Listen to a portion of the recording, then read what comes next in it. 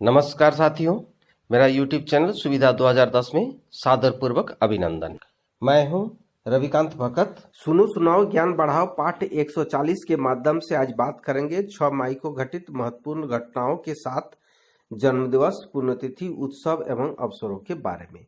आज के इस एपिसोड में सन 1529 से लेकर आज तक घटित महत्वपूर्ण घटनाओं को आसान और सरल शब्द में बताएंगे, साथ ही साथ ताजा तरीन घटनाएं यानी कि करंट अफेयर्स पर एक नजर डालेंगे। अंत में एक स्पेशल टॉपिक पर बात करेंगे। आज का स्पेशल टॉपिक है प्लाज्मा दान, कोरोना वायरस संक्रमण के इलाज, प्लाज्मा थेरेपी के बारे में। जानने के लिए वीडियो को शुरू से अंत तक ध्यान से सुने, काम करते करते सुने, आराम करते करते सुने और दूसरों को भी सुनाएं, ज्ञान बढ़ाएं। सभी प्रकार की प्रतियोगिता परीक्षा में पूछे जाने वाले सामान्य ज्ञान यानी कि जीके को स्ट्रॉन्ग बनाएं। आसानी से आपको, आपके आश्रिताओं को सरकारी नौकरी मिले, इसी शुभकामनाओं के साथ हर दिन की तरह शुरू करते हैं आज की सुविचार से। आज का सुविचार है, नेटवर्किंग में सफल होना आलीशान भवन का निर्माण करने जैसा है। लाखों ईंट अर्थात कार्यकर्ता, सीमेंट, बालू, गिट्टी अर्थात पैसा और रॉड अर्थात समय की कुर्बानी के पश्चात एक भवन अर्थात सफल लीडर बनता है। बाद में सबको भुलाकर नामकरण सिर्फ भवन अर्थात लीडर का होता है। इसी के साथ शुरू करते हैं देश और दुनिया के इतिहास में आज ही के दिन घटित अतीत एवं वर्तमान की महत्वपूर्ण घटनाएं। सन 1529 ईस्वी को घाघरा का युद्ध भारतीय इतिहास में लड़े गए प्रसिद्ध युद्ध में से एक था। घाघरा युद्ध मुगल बादशाह बाबर और अफगानों के मध्य लड़ा गया था और इस युद्ध में बाबर ने महमूद लोदी के नेतृत्व में लड़ रहे अफगानों को पराजित किया था। सन 1672 ईस्वी को ब्रेंडनबर्ग के मोनार्क फ्रेडरिक विलम ने नीदरलैंड के साथ समझौते पर हस्ताक्षर किए थे। 1733 ईस्वी को पहला अंतर्राष्ट्रीय बॉक्सिंग मैच खेला गया था। 1757 ईस्वी को प्रयाग की लड़ाई एशिया की सेनाओं ने फ्रेडरिक द्वितीय की ऑस्ट्रियाई सेना को हरा दिया था। 1994 ईस्वी को हैती में फ्रांस के खिलाफ विद्रोह शुरू हुआ था। 1804 ईस्वी को ब्रिटेन ने सूरीनाम द्वीप को खरीदा। 1833 ईस्वी को जॉन डेरे ने इस्पात का पहला हल बनाया। सन 1835 ईस्वी को अमेरिकी समाचार पत्र न्यूयॉर्क हेराल्ड का प्रकाशन शुरू हुआ। 1840 ईस्वी को ब्रिटेन में पहला डाक टिकट जारी हुआ। 1841 ईस्वी को जोसेफ स्टालिन रूस के प्रधानमंत्री बने। 1882 ईस्वी में जर्मन के सूक्ष्म जीविकी विशेषज्ञ रॉबर्ट कॉच द्वारा क्षयरोग के जीवाणु की खोज की घोषणा की। 1889 ईस्वी को फ्रांस की राजधानी पेरिस स्थित विश्वविद्यालय एफिल टावर आधिकारिक रूप से जनता के लिए खोला गया। 1910 ईस्वी को ब्रिटिश शासक एडवर्ड सप्तम के निधन के बाद उसका बेटा जॉर्ज पंचम गद्दी पर बैठा। 1944 ईस्वी को पुणे में आगा खान प्लेस में गांधी जी रिहा हुए। 1967 ईस्वी को जाकिर हुसैन भारत के पहले मुस्लिम राष्ट्रपति बने। 1876 ईस्वी को उत्तरी इटली के फ्रिउली में आए भीषण भूकंप से 989 लोगों की मौत हुई। 1997 ईस्वी को फ्रांस की क्रिस्टन जेनिन ध्रुव पर पैदल पहुंचने वाली विश्व की प्रथम महिला बनी। 2004 को चीन ने सिक्किम को भारत का अंग माना। 2005 को संयुक्त राष्ट्र ने लश्कर-ए-तैयबा को आतंकवादी संगठन की सूची में डाला।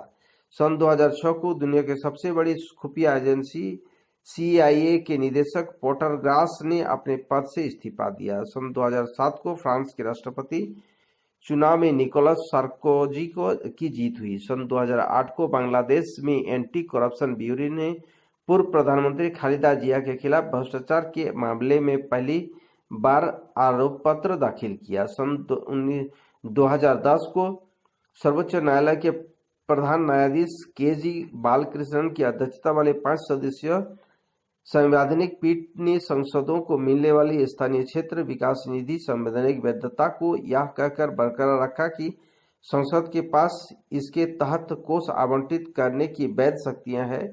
इस योजना के तहत सांसदों को उनके निर्वाचन क्षेत्र के विकास के लिए 2 करोड़ रुपए सालाना मिलते हैं। सन 2010 को ही मुंबई में हुए 26/11 हमले में दोषी अजमल आमिर कसाब को मौत की सजा सुनाई गई। इसी साल संघ लोक सेवा आयोग यानी कि यूपीएससी परीक्षा में 195 महिलाओं सहित कुल 875 उम्मीदवार सफल हुए। सन 2002 को ही जम्मू कश्मीर के कुपवाड़ा में रहने वाले चिकित्सक शाह फैजल ने इससे सर्वोच्च स्थान हासिल किया। सन 2019 को भारतीय स्वदेशी निर्मित स्कॉर्पियन क्लास की चौथी पनडुब्बी बेला लॉन्च किया गया। सन 2020 को बांग्लादेश में भारत की तरफ से आपात चिकित्सा सहायता की तीसरी खेप भेजी गई। सन 2020 को ही भारत केंद्र सरकार ने फीचर फोन या लैंडलाइन फोन वाले लोगों के लिए आरोग्य सेतु IVRS सेवा शुरू की तथा भारतीय नौसैनिक ने विदेशों में फंसे नागरिकों को वापस लाने के लिए ऑपरेशन समुद्र सेतु की शुरुआत की। इसी साल जम्मू कश्मीर में हिजबुल मुजाहिदीन का एक प्रमुख आतंकी ऑपरेशन चीफ कमांडर रियाज नेकू और उसके साथी मारा गया। अब उन महान व्यक्तियों को याद करते हैं जिनका जन्म आज ही के दिन हुआ है। 1856 ईस्वी को ऑस्ट्रियाई वैज्ञानिक सिगमंड फ्रायड का जन्म हुआ। 1861 ईस्वी को मोतीलाल नेहरू स्वतंत्रता सेनानी राजनीतिक का जन्म हुआ था। प्रसिद्ध राजनीतिक एवं मिजोरम के तीसरे मुख्यमंत्री ललनथन हावला का जन्म 1942 को हुआ। पूर्व ब्रिटिश प्रधानमंत्री टोनी ब्लेयर का जन्म 1953 को। भारत के प्रसिद्ध तैराक में से एक खजान सिंह का जन्म 1964 को। भारतीय सेना के जाबाज नौसैनिकों में से एक जिसे मातृभूमि की रक्षा के लिए अपने प्राणों की आहुति देने वाले आबिद खान का जन्म 1972 को हुआ। अब उन महान शख्सियतों को याद करते हैं जो आज ही के दिन हमें अलविदा कह गए। 1889 को महान संगीतकार मिया तानसेन का निधन हुआ। 1859 ईस्वी को जर्मनी के प्रसिद्ध भूगोलशास्त्री अलेक्जेंडर हम्बोल्ट का निधन 90 वर्ष के आयु में हुआ। प्रसिद्ध विधिवेत्ता, प्रमुख संसदीय नेता तथा महात्मा गांधी के विश्वस्त सहयोगी भूलाभाई देसाई का निधन 1946 को हुआ।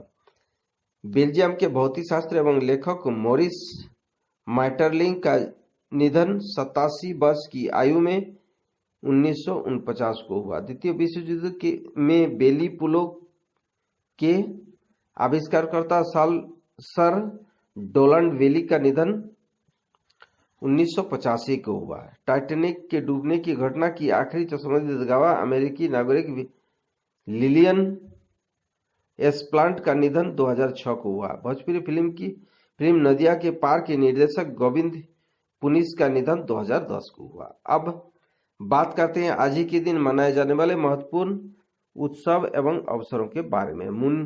मुनि श्री सुब्रतनाथ जी तप कल्याणक, पंडित मोतीलाल नेहरू जयंती, लांस नायक शहीद आबिद खान जयंती और श्री ललथन हावला जयंती मनाया जाता है। अब बात करते हैं प्रतियोगिता परीक्षाओं की दृष्टि से आज का महत्वपूर्ण मुख्य समाचार यानी कि करंट अफेयर्स पर एक नजर।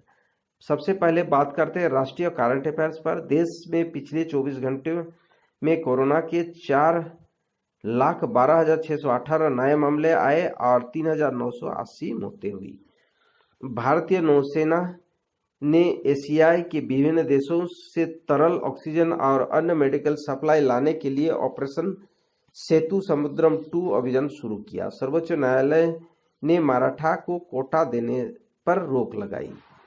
भारतीय सेना ने सिक्किम में 1 मेगावाट सौर ऊर्जा उत्पादन करने वाले देश के पहले ग्रीन सोलर एनर्जी प्लांट की स्थापना की। ममता बनर्जी ने तीसरी बार पश्चिम बंगाल की सीएम पद की शपथ ली। राष्ट्रीय लोकदल आरएलडी के अध्यक्ष एवं पूर्व केंद्रीय मंत्री चौधरी अजित सिंह का कोरोना की चपेट में आने के कारण निधन हो गया। देश के सबसे लंबे समय तक बिशप के रूप में सेवा देने वाले 103 वर्षीय फिलिपोस मार क्रिस्टोस्टोम का निधन हुआ। उन्होंने 2018 को गरीब एवं वंचितों की सामाजिक एवं आर्थिक दशा को सुधारने के लिए पद्म भूषण से नवाजा गया था। छिछोरे सहित अन्य कोई फिल्म में काम करने वाली अभिनेत्री अभिलाषा पाटिल का कोरोना के कारण निधन हो गया।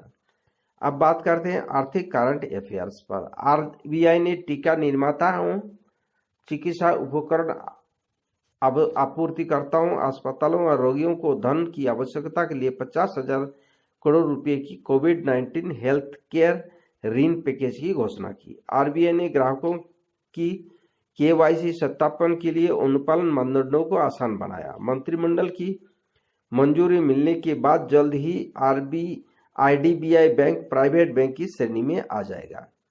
आरबीआई ने ग्राहकों की नई श्रेणियों के लिए we-clip video based customer identification process के रूप में वीडियो केवाईसी दायरा बढ़ाया।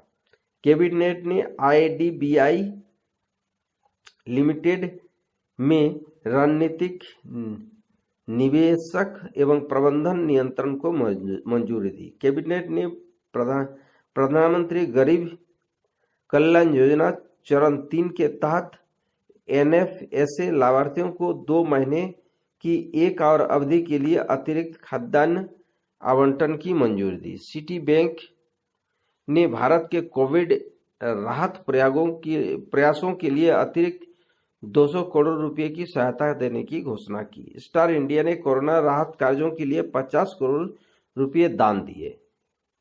S&P ग्लोबल रेटिंग में भारत को जीडीपी वृद्धि का अनुमान 2021-22 के लिए 11% से घटकर 8% किया। अब बात करते हैं अंतर्राष्ट्रीय करंट अफेयर्स पर। रूस ने प्रतिबंधित कंटेंट न हटाने के कारण ट्विटर कंपनी पर 10 करोड़ रुपया का जुर्माना लगाया। एडीबी अध्यक्ष मात्सुगु असाकावा ने एशिया प्रांत क्षेत्र में सतत रिकवरी के लिए 5 बिंदु एजेंडों के रूपरेखा तैयार किया। यूनेस्को ने 5 मई को विश्व पुर्तगाली भाषा दिवस के रूप में मनाया। नेपाल पीएम केपी शर्मा ओली की सरकार बहुमत का समर्थन खो दिया। आप बात करते हैं खेल करंट अफेयर्स पर। चेक गणराज्य की अंतर्राष्ट्रीय टेनिस खिलाड़ी बारबरा स्ट्राइकोवा ने अंतर्राष्ट्रीय टेनिस से संन्यास ले लिया। अब आते हैं आज के स्पेशल टॉपिक पर, प्लाज्मा दान, कोरोना वायरस संक्रमण के इलाज, कोरोना प्लाज्मा थेरेपी के बारे में। सबसे पहले जानते हैं, समझते हैं प्लाज्मा थेरेपी क्या है। प्लाज्मा थेरेपी जिसे मोटे तौर पर कायलसेंट प्लाज्मा थेरेपी के नाम से जाना जाता है, कोरोना वायरस संक्रमण के इलाज के लिए एक प्रायोगिक प्रक्रिया है। या इलाज में प्लाज्मा, जो खून का पीला लिक्विड हिस्सा, उन व्यक्तियों से निकाला जाता है जो संक्रमण से उबर आया है और उस रोगी को इंजेक्शन लगाया जाता है जो उस बीमारी से पीड़ित है। प्लाज्मा में एंटीबॉडी होते हैं जो रोगी को रोगाणु से लड़ने और बीमारियों को उबरने में मदद करता है। अब प्लाज्मा दान के बारे में बात करते हैं। जो प्लाज्मा रुधिर यानी कि रक्त में तरल भाग को प्लाज्मा कहते हैं। यह हल्के पीले रंग का क्षारीय तरल पदार्थ है। रक्त में लगभग 44 से 45% लाल रक्त कणिका और 0 से 1% श्वेत रक्त कणिका और प्लेटलेट्स तथा 55% प्लाज्मा होता है। अर्थात रुधिर आयतन का 55% भाग प्लाज्मा होता है और इसमें 90% जल तथा 10% विभिन्न कार्बनिक एवं अकार्बनिक पदार्थों घुलित रूप में पाए जाते हैं। अब बात करते हैं क्या है प्लाज्मा दान। कोविड-19 संक्रमण से उबर स्वस्थ व्यक्ति जो स्वेच्छा से कोरोना वायरस संक्रमण के इलाज प्लाज्मा दान करें तो उसे प्लाज्मा दान कहा जाता है। यह हर स्थिति में होता है, कोई भयानक बीमारी से उबरने के बाद दिया जाता है। अब कौन कर सकता है प्लाज्मा दान, इसके बारे में जानते हैं। कोविड-19 के मामले में एक प्लाज्मा देने वाले को तकरीबन 28 दिन में संक्रमण से उबर जाना चाहिए और 18 से 60 वर्ष की आयु के अंदर होना चाहिए। डोनर का न्यूनतम वजन 50 किलोग्राम होना चाहिए और किसी भी संक्रमण या पुरानी बीमारी से पीड़ित नहीं होना चाहिए। अब क्या है प्लाज्मा थेरेपी? कोविड-19 ठीक करने के लिए मदद कर सकती है। हालांकि भारत में प्लाज्मा थेरेपी की मांग बढ़ी है, लेकिन मेडिकल एक्सपर्ट का ऐसा मानना है कि ये गंभीर कोविड-19 मामलों के इलाज में बहुत प्रभावी नहीं है और मृत्यु दर को कम नहीं कर सकता है। कुछ मेडिकल एक्सपर्ट का यह भी मानना है कि प्लाज्मा थेरेपी पुरानी है और इसे कोविड-19 के इलाज के लिए प्राथमिक चिकित्सा के रूप में नहीं माना जाना चाहिए और उपयोग केवल स्टैंडर्ड प्रोटोकॉल दवाओं के साथ ही किया जाना चाहिए। साथियों, वीडियो को देखने और चैनल के साथ जुड़े रहने के लिए धन्यवाद। वीडियो को लाइक कर सभी ग्रुप और दोस्तों में शेयर कर दें। अगर आप नए दर्शक हैं तो चैनल को सब्सक्राइब कर ऑल नोटिफिकेशन बेल आइकन को दबा दें। नेक्स्ट वीडियो और नई जानकारी के साथ कल फिर मिलेंगे। आपका दिन मंगलमय हो, परिवार के सभी लोग स्वस्थ रहे, मस्त रहे, खुश रहे, इसी शुभकामनाओं के साथ जय हिंद, जय भारत।